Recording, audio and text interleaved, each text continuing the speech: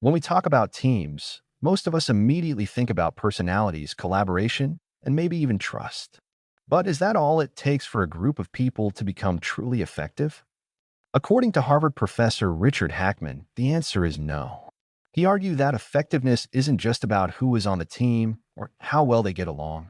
It's about the conditions in which the team operates. His model of team effectiveness gives leaders a framework to set those conditions, so teams can not only deliver results but also grow stronger over time.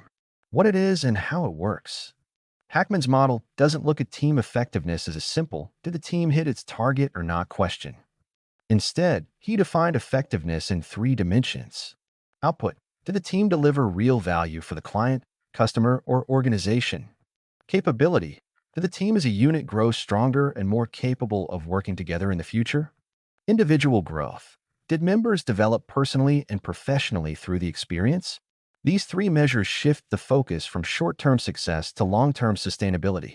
A team could hit today's target but burn out or fall apart tomorrow. Hackman wanted leaders to avoid this trap.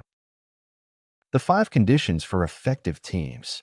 Hackman identified 5 essential conditions that create the foundation for team success. Think of them as the soil in which team performance grows. 1. A real team. This sounds obvious, but Hackman emphasized that teams must be bounded, clear membership, stable, not constantly changing, and interdependent. Members rely on one another. Without these, you don't actually have a team, just a collection of individuals. 2. A compelling direction.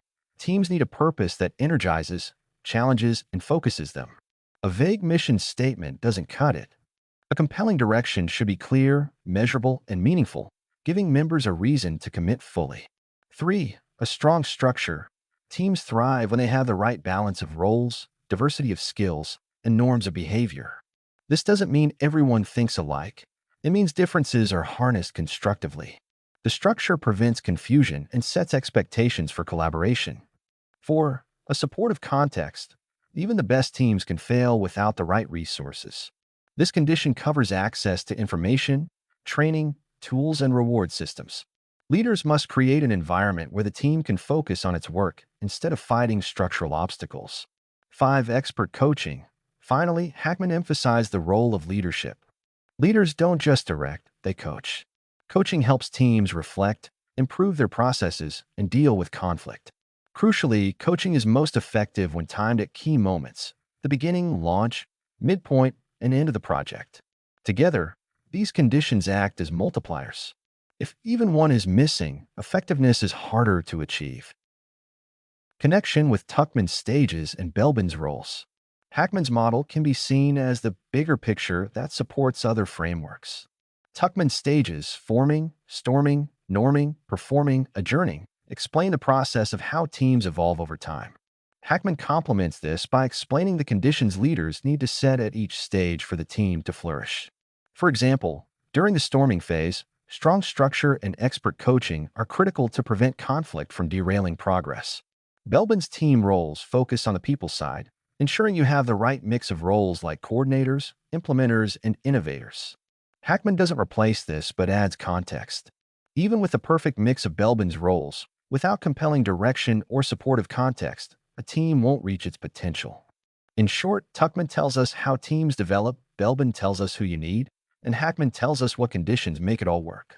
Key takeaways for business leaders. For leaders, Hackman's model is both practical and strategic.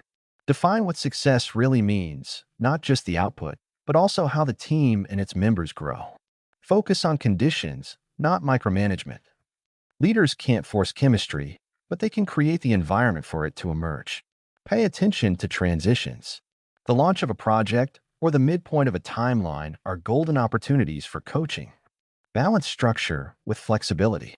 Teams need clear norms, but too much rigidity stifles innovation. Pros and cons. Pros. Provides a holistic view of effectiveness beyond short-term results. Practical framework that leaders can apply in almost any organizational setting. Emphasizes long-term growth, sustainability, and individual development. Cons. Conditions are sometimes easier said than done. Creating a supportive context often depends on organizational culture. Leaders might underestimate the difficulty of expert coaching, which requires both timing and skill. less prescriptive than models like Belbin or Tuckman, which makes it harder for beginners to apply without guidance. Conclusion: Hackman's model reminds us that effective teams aren't accidents. They are carefully nurtured.